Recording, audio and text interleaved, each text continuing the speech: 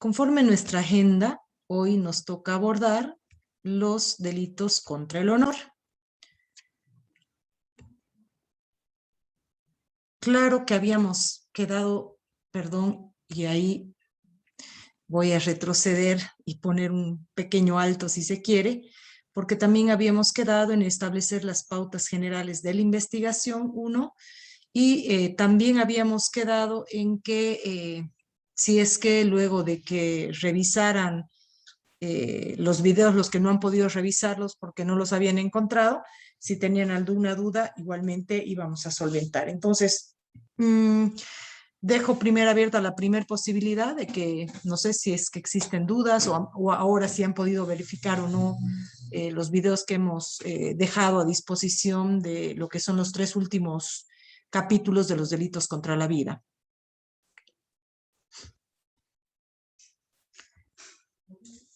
¿Han podido acceder?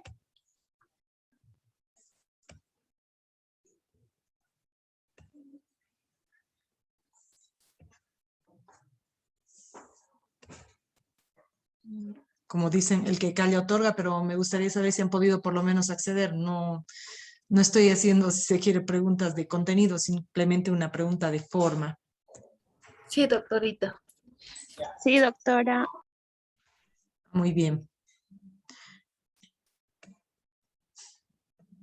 Entonces, bueno, no sé si tienen alguna duda al respecto o ya hubieran quedado solventadas con lo que hemos hablado en la clase anterior, para que así veamos si es que nos quedamos un momento más en este tema o en su defecto pasamos a lo que es nuestra investigación.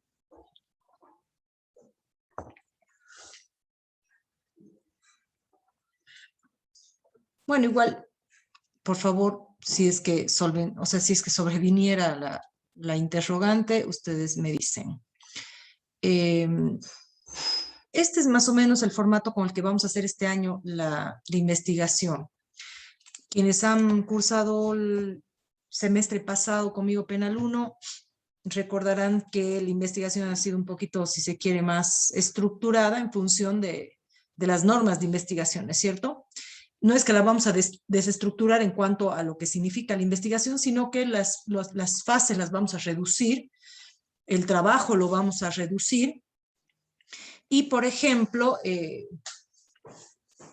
lo que tienen que, si se quiere presentarme, es un ensayo, un informe, un ensayo que tienen que realizar a partir precisamente, y como dice aquí en la diapositiva, de la elección del tema que ustedes hayan hecho. A estas alturas se supone que ustedes ya deberían haber conformado los equipos de trabajo y elegido el tema. Cuando ya tienen determinado esto, comienzan a hacer la exploración bibliográfica. ¿Por qué? Porque lógicamente van a ser temas en los que se requiera profundización, o si no conocen absolutamente nada, con mayor razón, conocimiento acerca de aquello. Ya que en el informe final ustedes tienen que demostrar la lectura y la comprensión de los textos. No es de que me van a bajar todos los textos y me los van a transcribir.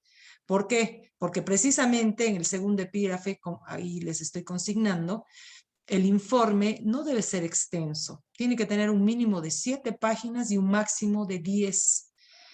La letra que van a utilizar es la de Times New Roman, que es la letra que usualmente se utiliza para este tipo de trabajos, en un tamaño número 12, con un espaciado entre líneas de 1.5, y el margen que van a utilizar para los 4 lados va a ser de 2 centímetros. Tiene que contener su trabajo por lo menos un epígrafe en el que ustedes presenten el problema, demostrando la existencia, ya sea en la legislación, en la jurisprudencia o en la doctrina, explicar por qué es un problema, y tienen que contener un epígrafe con algunas, o sea, con las propuestas, con las conclusiones, justificando debidamente. La justificación precisamente de todo ello se realiza en el sustento bibliográfico, no transcribiendo. Bueno, ahí tendrán que revisar porque nosotros nos vamos a pegar a lo que son las normas APA.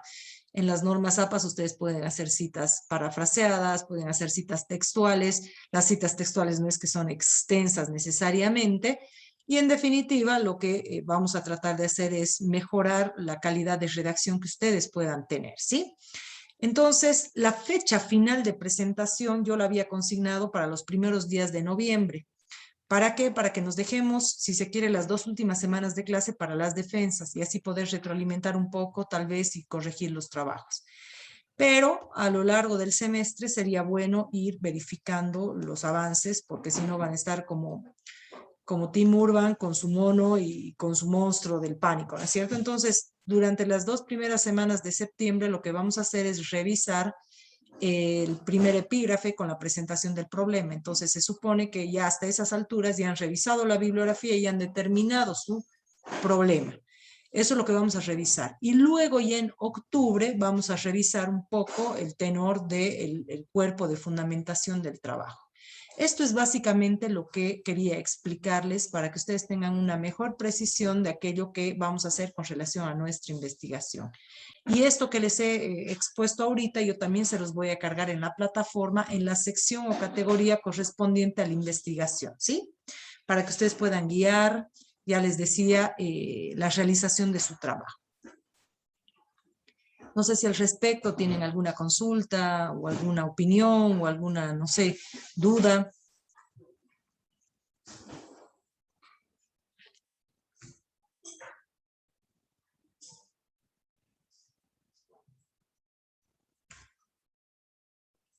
Estamos en modo festejo acreditación. Todos están muy tímidos y callados el día de hoy. Bueno, si surgiera algo, me lo dicen o me lo dicen en el grupo de WhatsApp, ¿sí? Ahora sí, entonces, ya que no hay consultas con relación a lo que va a ser nuestro trabajo de investigación, podemos, si se quiere, arrancar con los delitos contra el honor. Los delitos contra el honor están recogidos en el título 9 de nuestro Código Penal. Es en realidad un título muy breve que lo que hace es precautelar el bien jurídico que se denomina precisamente honor. Si nosotros nos remitimos a la obra de este abogado, que es el doctor Jorge José Balda, él define el honor, si se quiere, apegándose a una posición tradicional, que es aquello que el autoconcepto, si se quiere, que tiene la persona sobre sí mismo, o además el concepto que puedan tener los demás sobre ella, ¿no? Romero Colama señala que el honor es la suma de aquellas cualidades que se atribuyen a la persona y que son necesarias para el cumplimiento de roles específicos que se le encomiendan. Como bien jurídico, tiene unas características este honor, porque es un bien jurídico de estimación. Es decir, que no todas las personas lo van a estimar de la misma manera. Por ejemplo, para una persona el honor puede valer más que la vida misma, ¿no es cierto? Cuando uno le dice a veces a una persona, hija de tantos por cuanto, puede ser que haya personas a las que les, como se dice vulgarmente, les resbala, no les va a importar. Sin embargo, para otras eso va a ser algo muy, pero muy grave. Por eso es de que se dice de que es un bien jurídico de estimación. Además que el derecho al honor es un derecho de la personalidad, ya que su punto de partida y su referencia va a ser la personalidad misma, de la que viene a ser como una emanación, si se quiere, un atributo íntimo y entrañable relativo no a bienes exteriores en los que dicho derecho se va a proyectar, sino que es personal, porque va a formar parte del ser humano, de su interioridad, teniendo por ello este contenido ideal, ¿sí? Como bien jurídico protegido, aquí también se asume por la doctrina dos puntos de vista. Un punto de vista subjetivo y un punto de vista objetivo. Desde un punto de vista subjetivo, el honor significa la autovaloración, la propia estima, el juicio que cada uno tiene sobre sí mismo. En cambio, desde el punto de vista objetivo, externo, significa la reputación, la valoración que los demás hacen de nosotros a través de una conducta que pueda ser real o aparente. Entonces, estos dos conceptos de lo que se denomina también como el honor subjetivo u honra de las personas o el honor objetivo o el crédito de las personas son los dos ámbitos que se valoran a la hora de calificar este tipo de conductas. Yacid Viveros Castellanos, que es un autor colombiano, nos refiere que en cuanto a lo que significa la preservación de los valores morales en un ambiente micro y macro social, ellos van a consolidar la ética ciudadana, demandando del Estado una especial protección, habida consideración que la preservación del nombre, como es la reputación y la honra de las personas, se van a encontrar reconocidos en el texto constitucional. Nosotros en Bolivia tenemos recogido en este título 9 como delitos contra el honor. En Colombia se recoge como lo que se denomina delitos contra la integridad moral. Para el autor boliviano Fernando Villamor Lucía, que es un connotadísimo autor que lastimosamente ya falleció, establece que el honor es el derecho a ser respetado por los demás, a no ser humillado, a no ser encarnecido por otras personas ni ante uno mismo. Es un derecho sin el que no se va a concebir la dignidad inherente a la condición del ser humano. Entonces, él liga mucho lo que es el honor con lo que es la dignidad. Y al igual que Jorge José Balda, da cuenta de las dos vertientes o de los dos aspectos, es decir, el subjetivo y el objetivo en cuanto a la estimación del honor. Por último, y con relación al honor como bien jurídico, es importante mencionar que el honor tiene como antecedente la dignidad de las personas. Si ustedes recuerdan, en el título 8, cuando veíamos en el último capítulo esta incorporación que ha hecho la ley 045 con los delitos contra la dignidad del ser humano, se incorporan incluso los insultos racistas, ¿no es cierto? Entonces, estos insultos son, al igual que si se quiere este otro grupo de delitos, afectaciones no solamente a la dignidad, sino al honor y viceversa. El honor, entonces, comprende tanto a la opinión que el resto de las personas pueden tener de mí, lo que se conoce como la fama, y nuestra legislación va a proteger como un valor, como un bien jurídico indispensable para la autorrealización. Hay una problemática que ha surgido entre la confrontación de dos derechos. El derecho a lo que es el honor y el derecho a la libertad. En cuanto a esta problemática que surge de confrontar estos dos derechos como son el honor y la libertad de expresión, el derecho comparado, el derecho español fundamentalmente, se ha, si se quiere, pronunciado, estableciendo que para resolver este conflicto entre estos dos derechos, porque hay muchos que señalan, bueno, yo no es que no solamente que esté, digamos, ofendiendo a una persona, sino que estoy ejercitando mi libertad de expresión, ¿no es cierto? Entonces, en ese contexto, se ha llevado, si se quiere, una ponderación de los intereses que van a regir en ese conflicto.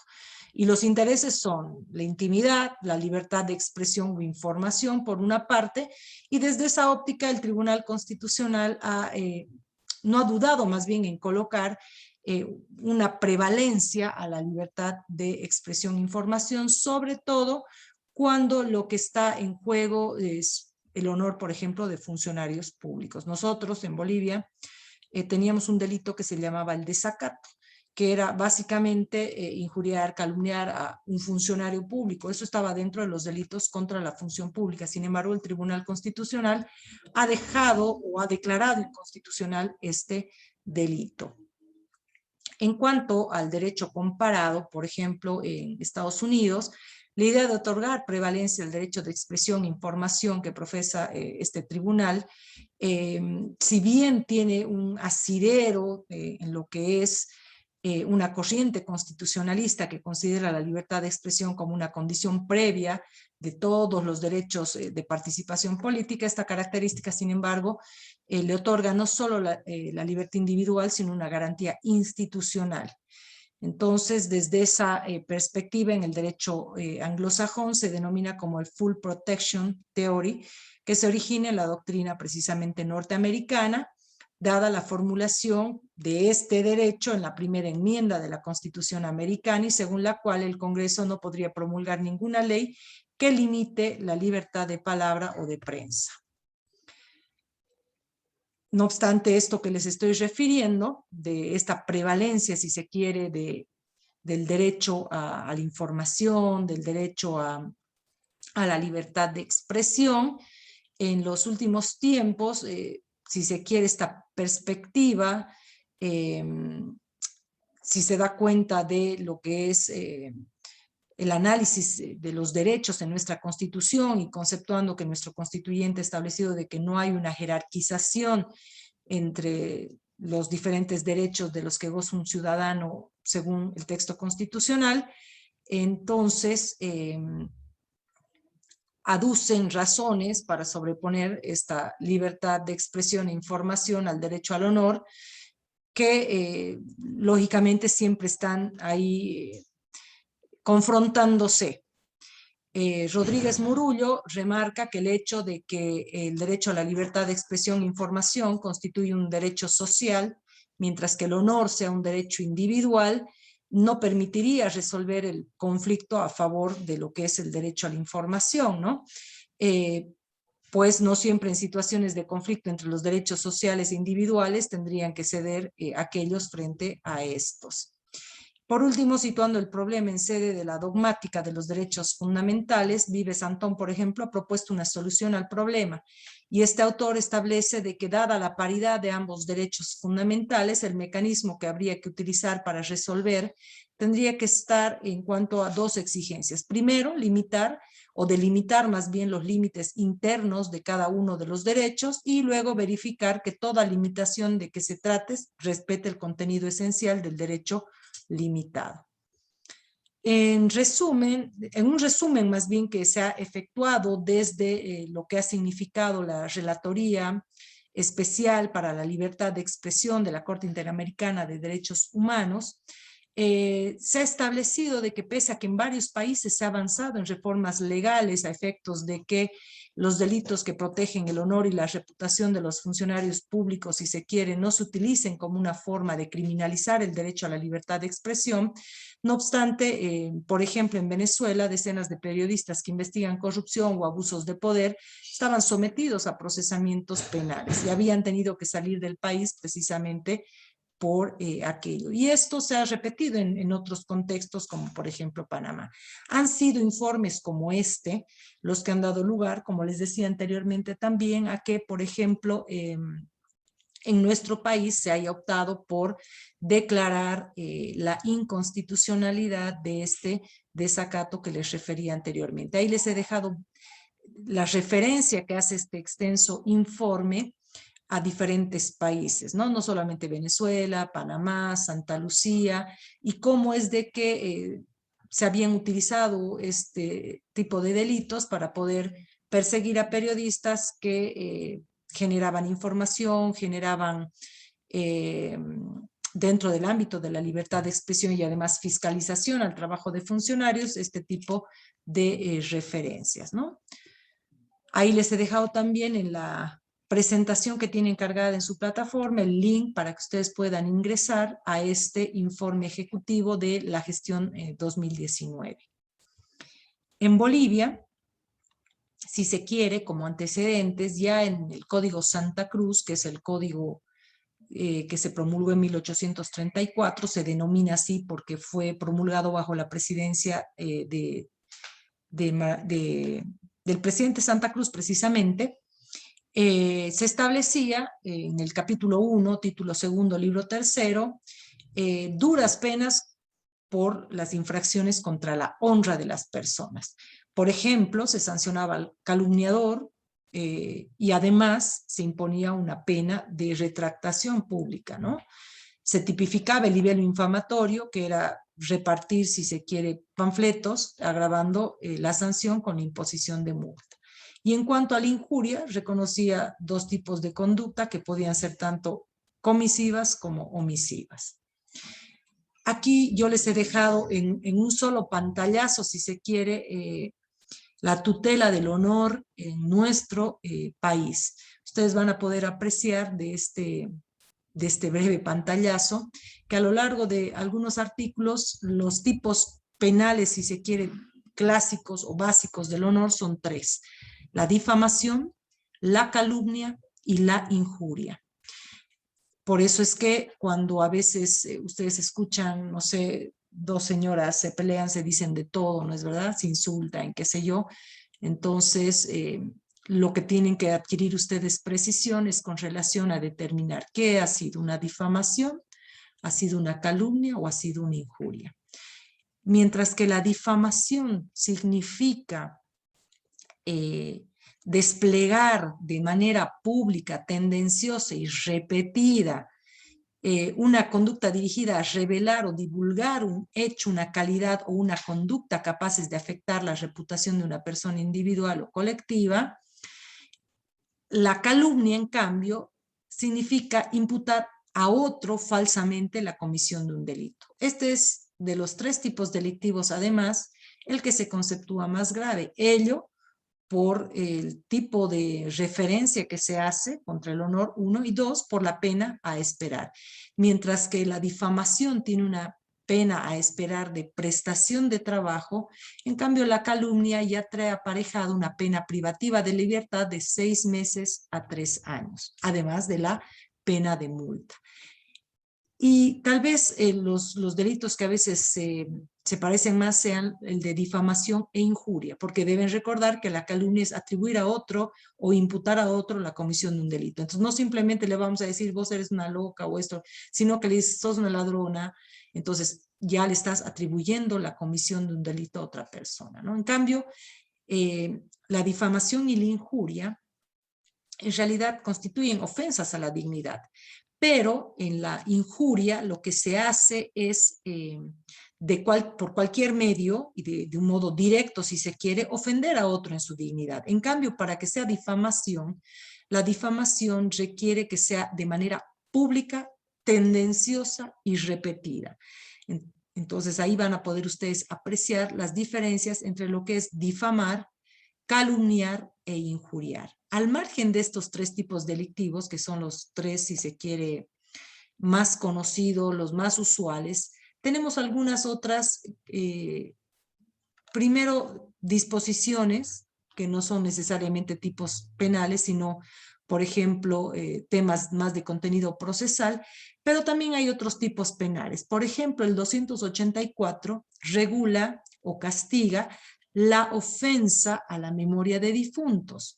Entonces, en este caso, lo que se hace es ofender la memoria de un difunto con expresiones que puedan ser difamatorias o con imputaciones que puedan ser calumniosas. Entonces, uno hace una referencia a una persona que ya ha fallecido, ya sea apegándose a la descripción del 282 o ya sea apegándose a la descripción del 283.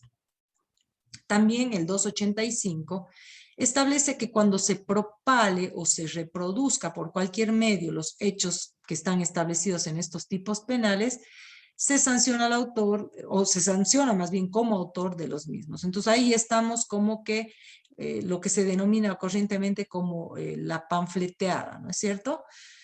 El 286 es una norma más de contenido a veces procesal, porque resulta de que el autor de la difamación y de la calumnia no va a ser punible si es que las imputaciones llegan a constituir afirmaciones verdaderas.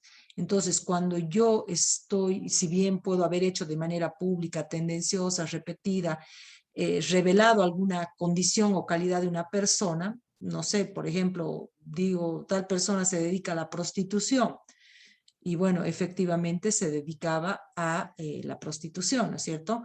O cuando digo fulano de tantos es un ladrón y efectivamente el fulano de tantos había tenido una sentencia condenatoria ejecutoriada por robo. Entonces, en esos casos se supone que deberíamos poder apegarnos a lo que es esta excepción de verdad. Pero aquí viene la trampa, ¿por qué? Porque el legislador ha establecido que eso solo podemos hacerlo en dos circunstancias. Cuando se trate de ofensas dirigidas a un funcionario público y con referencia a sus funciones, primero, y segundo, cuando el querellante pida la prueba de la imputación. Entonces, en esos dos supuestos y no otros, es que se puede apegar a lo que es la excepción de verdad. Si no, no. Por eso les decía de que además era una cuestión, si se quiere, más de orden o contenido procesal.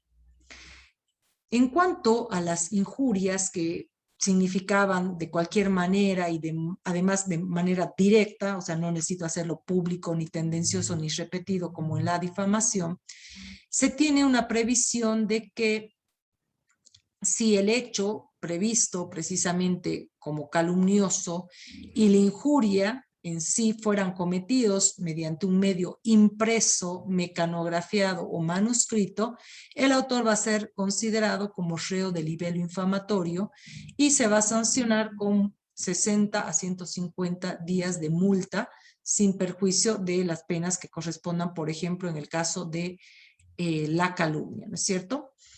Entonces, en esos supuestos se incrementa el marco punitivo. Vean cómo el artículo 288 tiene una relación con el 286. ¿Por qué? Porque no se admite prueba, sino en los casos que están señalados para este tema de la excepción de verdad.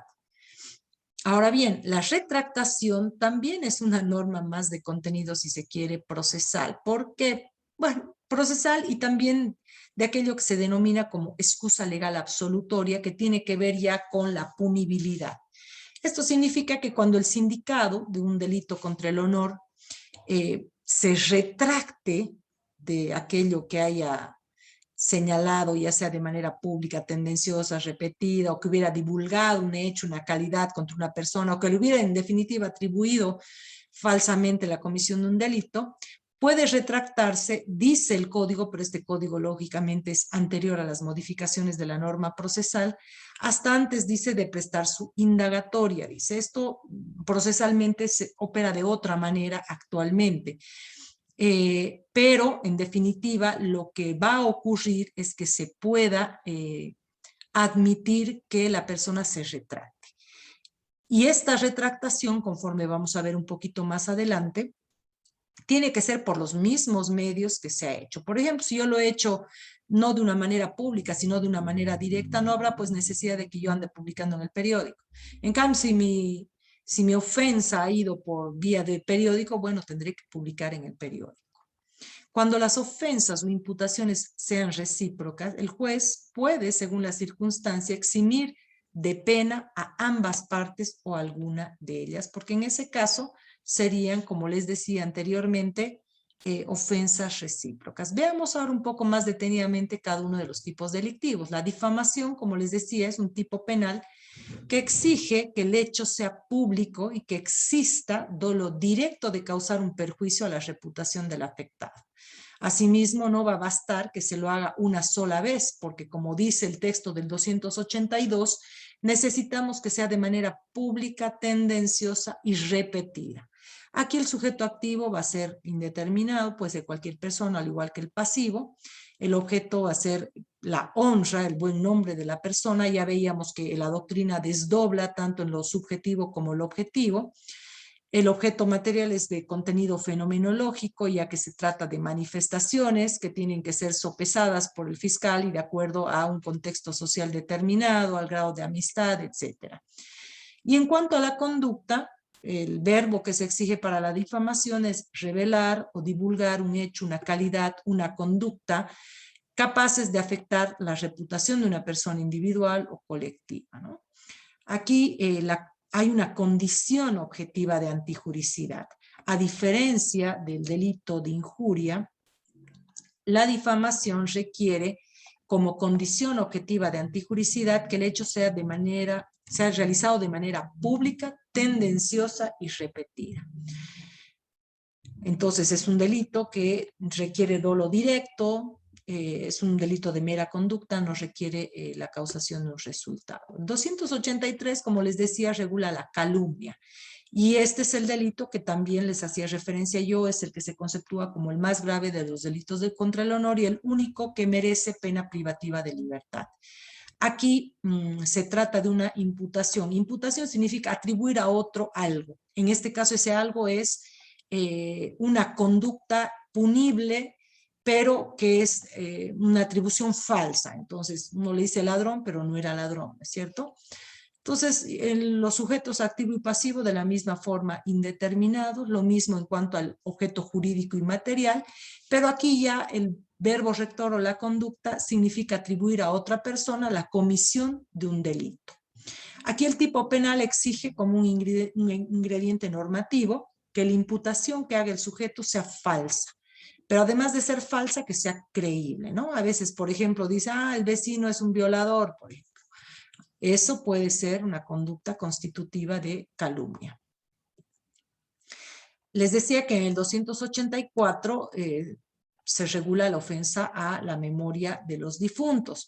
El titular en realidad de este derecho ya va a ser el heredero, ¿no es cierto? Porque la persona muerta ya está muerta, entonces no se va a extender si se quiere a él, sino que van a ser sus herederos los que van a ser los receptores de ese derecho al honor. Y aquí también, en cuanto al verbo rector, la conducta infamatoria contra la ofensa de la memoria de los difuntos puede ser vía difamación o con imputaciones calumniosas. Entonces nos remitimos tanto al delito de difamación como al delito de calumnias.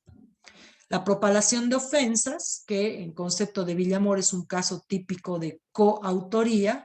¿Por qué? Porque uno va a ser el que realice y el otro va a ser el que las propale, ¿no? Entonces, el sujeto activo aquí va a conocer la calidad de los términos que sean vertidos, ya sea de palabra o con escrito, y va a tener un animus, ¿no? Un animus injuriandi. Ese es un animus de ofender el honor. Los va a propalar, los va a divulgar. La injuria, que está en el 287, a diferencia de la difamación, que es pública, repetida, tendenciosa, aquí puede ser de manera directa, no es necesario que sea ni público, ni además que sea repetida o tendenciosa, ¿no? Esa es básicamente la diferencia más grande que existe entre la injuria y la difamación. Vean que, como les decía, hay normas que tienen un contenido muy vinculado a la parte procesal. Este capítulo precisamente nos trae, por ejemplo, la excepción de verdad, que si ustedes se fijan en el Código de Procedimiento Penal, yo ahí se los ponía para que ustedes puedan verificar, en la diapositiva que dice aspectos procesales del Código de Procedimiento Penal, es una referencia normativa a este texto normativo.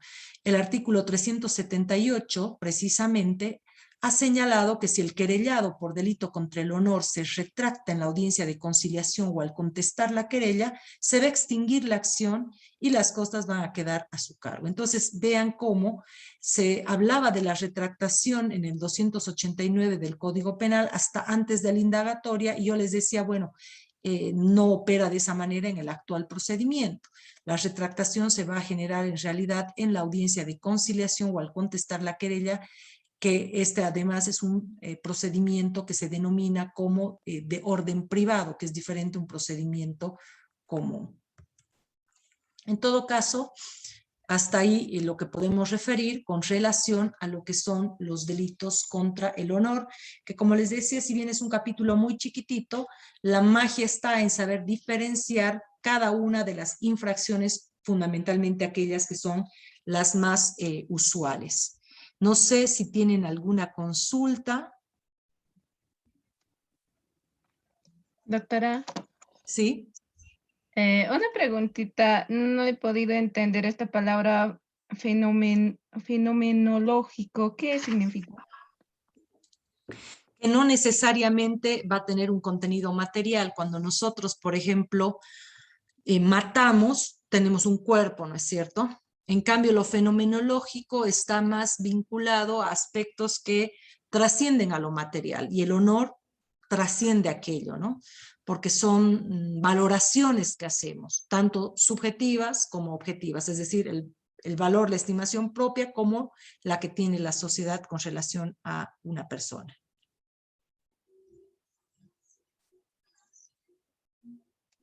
Muchas gracias, doctora. De nada, Alfonsina. Estela. Buenas noches, doctora. Buenas noches, compañeros. Doctora, tengo una duda. Bueno, el tema ese de delitos contra el honor no toma en cuenta, digamos, el tema de la difamación o la calumnia cuando se realiza mediante, por ejemplo, las redes sociales. ¿No está eso estipulado en nuestro Código Penal? En realidad eso tendría más, o sea, a ver, creo entender la pregunta por dónde va, porque si la lecturamos la pregunta en la literalidad, la respuesta tendría que ser que no es necesario, ¿no? Porque tendría que ser más una cuestión de orden procesal, es decir, de prueba, ¿no? Porque si yo, Mónica, agarro en Facebook y agarro y digo, Estela es una ladrona, o es una mentirosa, o es así, o es asá, eh, puede ser de que lo que esté haciendo sea difamarte y tú me podrás iniciar la acción penal por difamación. Entonces, por eso te digo, tendría que ser de contenido más probatorio. Entonces, sustantivamente no se necesita recoger, porque te está en todo caso estableciendo el delito de difamación, la posibilidad de que sea por cualquier medio. Y las redes sociales pueden ser un medio, el periódico puede ser un medio, la radio puede ser un medio, la televisión puede ser un medio. ¿Por qué hago referencia a la difamación? Porque este delito es así, público, tendencioso, repetido, ¿no? Entonces, desde esa perspectiva, no. Ahora, si de lo que hablamos es de otro tipo de delitos que se generan muchas veces a través de redes sociales, creo que se denomina como grooming, y otro tipo de cuestiones que se hacen, por ejemplo, las publicaciones de fotos íntimas que a veces se sacan las parejas cuando están en el mejor momento, se pelean y resulta que usualmente el hombre, no sé, publicita las fotos de su expareja, ¿no es cierto? Entonces, en ese contexto, estamos hablando ya de otra cosa. Estamos hablando de, sí, una necesidad tal vez de reformar nuestro ordenamiento adecuándonos a la realidad, ya que los delitos informáticos, que por cierto los vamos a ver al final de todo, tienen un contenido más patrimonial que contra el honor, por ejemplo, o contra otros bienes jurídicos, ¿no? Entonces, por el momento nos quedaríamos en que en cuanto al tema probatorio es netamente una cuestión procesal, no importa por qué medio. Yo puedo, si me difaman por Facebook y yo llego a demostrar que ha sido esa persona, puedo accionar. Es más, yo he tenido algún proceso en el que una persona, por ejemplo, había publicitado datos de la otra diciendo se busca tal persona porque, no sé, cometió tal delito. Entonces, rapidito han puesto el delito por difamación en concurso con lo que son las calumnias. Por eso decía de que en cuanto a ese aspecto así tan chiquitito, no se necesitaría, a mi juicio, reforma. Ahora, si involucramos otro tipo de infracciones que se generan a través de las redes, que puedan conceptuarse como delitos informáticos, ahí sí. Gracias, doctora. No, a ti, Estela, por la pregunta, muy interesante.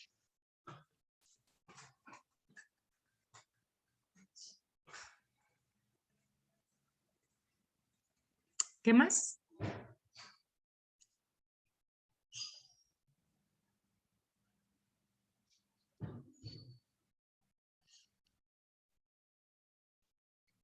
La vida hemos demorado creo que como un mes en abordar, porque vean ustedes, son 6 títulos, o 6 capítulos más bien que contiene este título tan grande. En cambio, el honor es realmente un título mucho más reducido, porque las infracciones son bastante concretas si se quiere, pero como les decía, el consejo que les doy es que revisen bien las diferencias entre difamación, calumnia e injuria, ¿no? Y bueno, luego puedan precisar que adicionalmente a estos tenemos la propalación de ofensa contra la memoria de difuntos, tenemos el tema de los libelos infamatorios, pero que, por ejemplo, la exención o eh, la excepción de verdad por una parte y lo que significa la retractación, si bien están reguladas sustantivamente, repasen el contenido que les he dejado con relación a la parte procesal para que tengan una buena precisión de cómo es que se van a retractar o cuándo corresponde retractarse. Sobre esto, lógicamente, volvemos cuando ustedes ya estén en 7º semestre y avancemos los procedimientos y veamos el procedimiento especial por delitos de orden privado. Los delitos de honor son delitos de orden privado.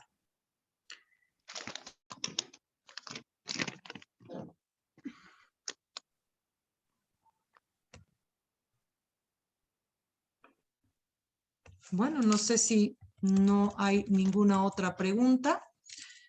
Podríamos activar nuestras cámaras para poder ir consignando la asistencia a nuestro curso. Y de esa manera podemos ir cerrando ya nuestra sesión. Helen, this is Patty. Hi, Patty. Hi, Helen.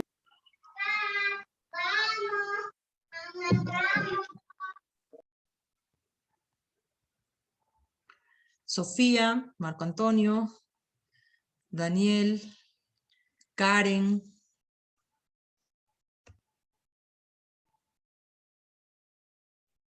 Maritza, Luis, Paula Andrea, Daniel Padilla, son los que me faltarían. En la primera pantalla solamente creo que me falta Karen. Pueden poner cualquier tipo de reacción, así por lo menos sabemos que estamos atentos. Y a contar 3 sacamos nuestra captura. 1, 2 y 3.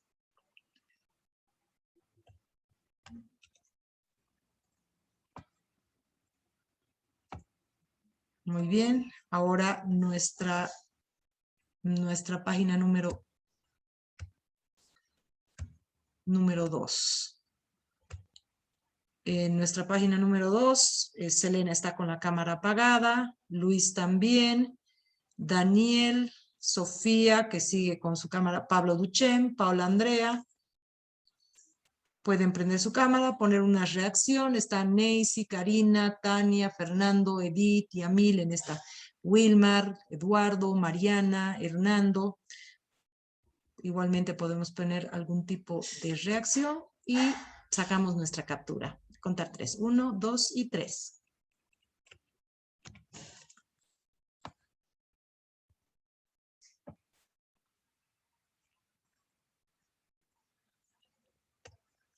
Muy bien.